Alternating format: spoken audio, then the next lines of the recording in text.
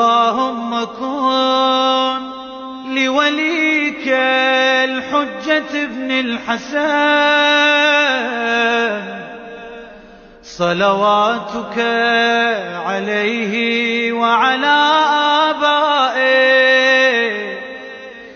في هذه الساعة وفي كل ساعة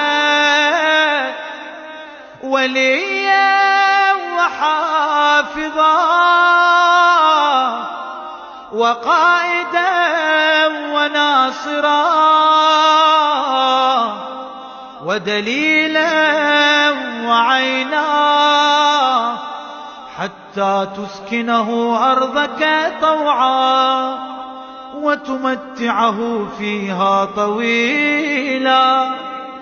يا مدبر الأمور يا باعث من في القبور يا مجري البحور يا ملين الحديد لداود